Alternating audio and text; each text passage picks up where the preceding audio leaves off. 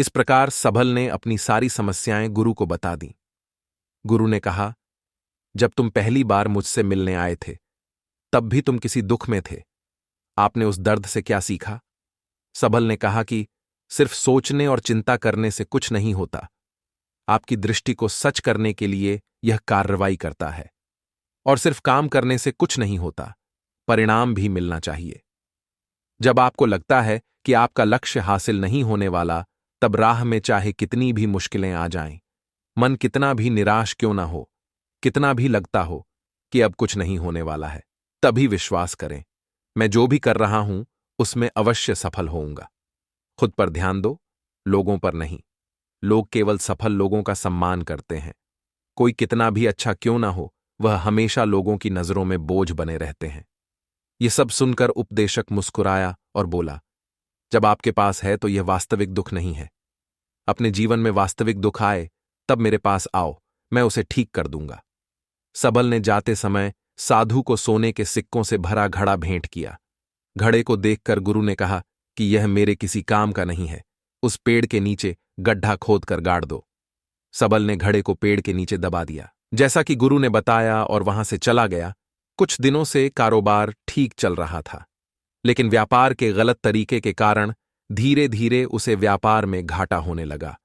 उसकी सारी दौलत धीरे धीरे खत्म होने लगी, और एक दिन ऐसा भी आया जब उसके पास कुछ भी नहीं बचा और उस पर कर्ज का बोझ चढ़ गया था। परंतु वह निश्चिंत था, क्योंकि उसने अपना सारा कर्ज अपने दोस्तों से लिया था। उसने सोचा कि उसके दोस्त बुरे वक्त में उनके साथ खड़े रहेंगे, लेकिन ऐसा कुछ नहीं हुआ। जैसे ही बुरा वक्त आया, दोस्त पहले उससे कर्ज मांगने लगे।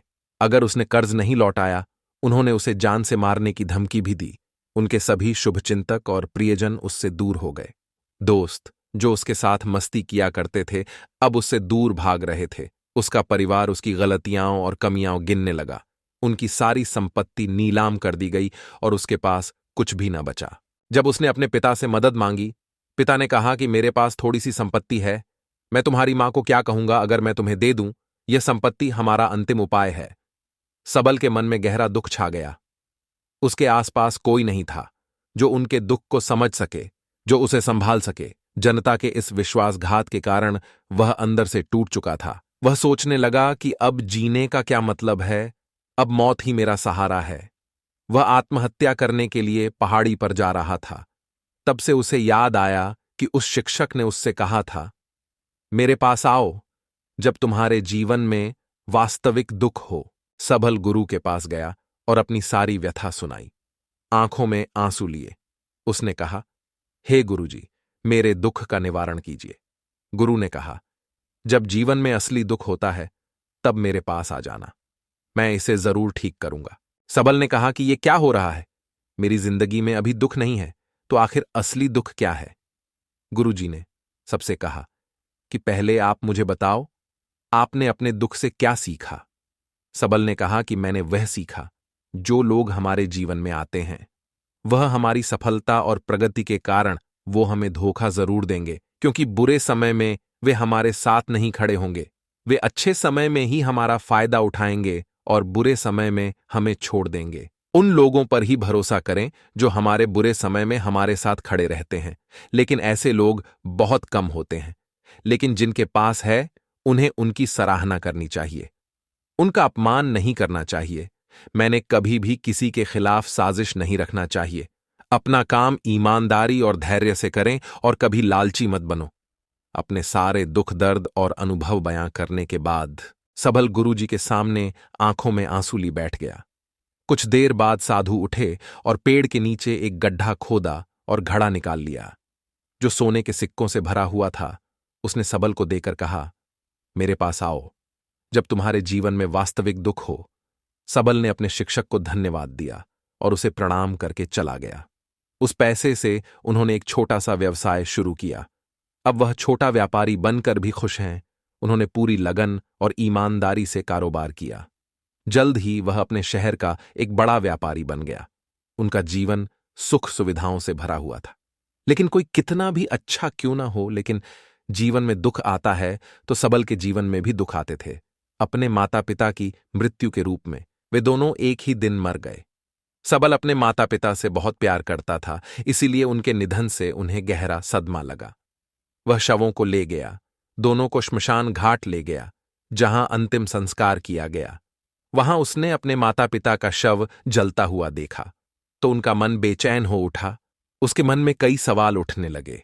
वह घर वापस आ गया, इसलिए उसने अपने माता पिता के घर और संपत्ति को देखा, जिसके लिए उनके पिता हमेशा लड़ते रहे, आज जो छूटा पड़ा है। जिन्होंने इसकी देखभाल की, इसके लिए लड़ने वाले इस दुनिया से चले गए। उसके पिता ने जो कुछ कमाया वह सब यहीं रह गया। एक दिन पहले तक उसके पिता मारपीट करते थे किसी के साथ उसकी संपत्ति के लिए। आज वो खुद इस दुनिया से चले गए। उसका मन ऐसे अनेक विचारों के बवंडर में था। वह अंदर से अकेला और डरा हुआ महसूस कर रहा था। वह खाली महसूस कर रहा था। उसे लगा कि कुछ है, वह समझ नहीं सका। इसलिए वह गुरु के पास गया। उसे देखकर गुरुजी ने कहा, क्या जीवन में कोई दुख है? सबल ने कहा, वैसे तो जीवन में कोई दुख नहीं है, सब कुछ अच्छा चल रहा है, लेकिन आज मेरे माता पिता का देहांत हो गया है। मैं इस घटना से बेहद दुखी और परेशान हूं। गुरुजी ने कहा, इसमें दुखी होने की क्या बात है? एक दिन सबके अपनों को मरना है। कोई न कभी जिया है और न कभी रहेगा। एक दिन तुझे भी मरना है। शायद तुम कल ही मर जाओगे, या आप आज भी मर सकते हो। सबल ने कहा, क्या कह रहे हो गुरु जी? मैं भी मर जाऊंगा, लेकिन मैं अभी जवान हूं। गुरु ने कहा कि सब जी रहे हैं इस भ्रम में कि मृत्यु केवल दूसरों को आती है, बड़ों के पास ही आती है। लेकिन जवान और बूढ़े मर जाते हैं, बच्चे मर जाते हैं। मौत का उम्र से कोई लेना देना नहीं है।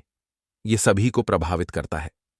मास्टर जी की ये बातें सबल के मन में घर कर गईं और वह चुपचाप चला गया। लेकिन उसका मन अभी भी बेचैन था। वह खाली महसूस कर रहा था। वह सारा दिन अपने बारे में ही सोचता रहा कि वह कौन है, वह इस दुनिया में क्यों आया है, क्या जीवन का लक्ष्य केवल चीजों को खाना और मरना है? ऐसे कई सवाल उसके दिमाग में लगातार उठ रहे थे, लेकिन उन्हें अपने किसी भी सवाल का जवाब नहीं मिल रहा था और उसका दुख दिन ब दिन बढ़ता ही जा रहा था। इसलिए कुछ दिन बाद वह फिर से गुरुजी के पास पहुंचा और बोला, हे स्वामी, मैं बहुत दुखी हूं, क्योंकि मैं यह नहीं जान पा रहा हूं कि मैं कौन हूं और मैं इस दुनिया में क्यों आया। यह सुनकर गुरुजी मुस्कुराए और बोले, आज आपके जीवन में पहली बार सच्चा दुख उत्पन्न हो गया है। यह वास्तव में दुख कहलाने के लायक है। हम नहीं जानते कि हम कौन हैं, हम क्यों आए हैं, क्या करें, कैसे करना है। सबल ने अपने गुरु से कहा कि उसकी दुर्दशा दूर करो। गुरु ने कहा कि हम सभी इंसान हैं, जीवन भर संग्रह करते रहते हैं। सबल ने कहा कि सभी इंसान जीवन भर धन, सम्मान, परिवार, प्रतिष्ठा, मित्र, शत्रु आदि जमा करता है। गुरु ने पूछा, क्या हम एकत्रित की गई चीजों में से कुछ भी अपने साथ ले जा सकते हैं? सबल ने कहा, कोई भी इंसान अपने साथ कुछ भी नहीं ले जा सकता, वह सिर्फ अकेला ही जाता है। मेरे माता पिता भी अपने साथ कुछ भी नहीं लेकर गए। सब कुछ धन संपत्ति वैभव सब कुछ यहां पर छोड़कर गए। शिक्षक ने कहा, अब मेरी बात ध्यान से सुनो। इस संसार में हमें जो संग्रह करना चाहिए वह हम नहीं करते। चीजें हमारे सामने होती हैं, लेकिन हम उन्हें देखने की कोशिश नहीं करते। हमें इस दुनिया में जो कुछ भी इकट्ठा करना है वह हम खुद हैं। हमें खुद को जुटाना होगा ताकि जब हम मरें तो हम एकजुट हो सकें और खुद को पहचानने में सक्षम होने के लिए हम अंदर बंटे हुए हैं। हम प्यार, नफरत, गुस्सा, ईर्ष्या में बंटे हुए हैं। क्रूरता, धन, स्थिति, प्रतिष्ठा, सम्मान, पहचान, धर्म, जाति, सैकड़ों हजारों ऐसी चीजों और इच्छाओं में हम विभाजित हैं और टुकड़ों में जीवन जी रहे हैं। इस विभाजन के कारण हमारी चेतना कभी एक नहीं हो सकती। हमारी चेतना शक्ति बिखरी हुई है, इसलिए हमारे पास इतना समय नहीं है, इतनी ऊर्जा नहीं कि हम मुड़ सकते हैं और अपने भीतर देख सकते हैं। वास्तव में धन, सम्मान और सुविधाओं का अभाव, लोग इसे दुखहक समझते हैं और जीवन भर के लिए जो दुफाहक कहकर रोते रहते हैं और समाधान खोजने का प्रयास करते रहते हैं, उन्हें अपना समाधान कभी नहीं मिलेगा, क्योंकि जिसे लोग दुख कहते हैं वह वास्तविक दुख नहीं है। यह सिर्फ एक आदमी की इच्छा है। उसकी इच्छा कभी पूरी नहीं होती, इसीलिए व्यक्ति को कभी उनके प्रश्नों का समाधान नहीं मिलता। इसलिए इन सब से परे, यदि आप अपने दुखों का अंतिम समाधान चाहते हैं तो सबसे पहले खुद को समेटो, इस दुनिया से अपनी ऊर्जा वापस ले लो और इकट्ठा करो। अपने आप पर ध्यान केंद्रित करो, स्वयं पर ध्यान दो। अपने मृत्यु से पहले अपने आप को जानने की कोशिश करो, बिखरो मत। सबल ने कहा, तो गुरुजी, क्या हम इस संसार को छोड़ दें? हमारी सभी इच्छाओं को मार देना चाहिए। किसी से प्रेम नहीं करना चाहिए, धन संग्रह नहीं करना चाहिए, सम्मान की आशा छोड़ देनी चाहिए। शिक्षक ने कहा कि भावनाओं और इच्छाओं ऐसे बिखरे हुए मनुष्य में से निकल आओ, जैसे कोई पत्थर पहाड़ से गिरे जिस पर पर्वत का कोई वश नहीं है सिवाय देखने के। परेशान होना और कुछ खोना वैसे ही बिखरे हुए मनुष्य की इच्छाएं बेकाबू और दर्दनाक हैं। उसका अनियंत्रित मन इच्छा करता रहता है और कल्पना करता रहता है और यह दुख देता है। लेकिन जब एक व्यक्ति अपने मन को एकत्र करता है तो वह जो कुछ भी करता है वह उसके नियंत्रण में होता है। फिर उसकी इच्छा से इच्छाएं भी उत्पन्न होती हैं। सबल ने कहा कि आपने मेरे असली दुख का समाधान कर दिया। आपका बहुत बहुत धन्यवाद। अब से मैं खुद को समेटने, खुद को तराशने की कोशिश करूंगा। गुरुजी ने कहा कि मानव शरीर में बहुत ऊर्जा और शक्ति है, लेकिन यह फालतू के कामों में बटा हुआ है, बेकार की बातों में लगा हुआ है। यह एक बहुत ही शक्तिशाली मशीन की तरह है।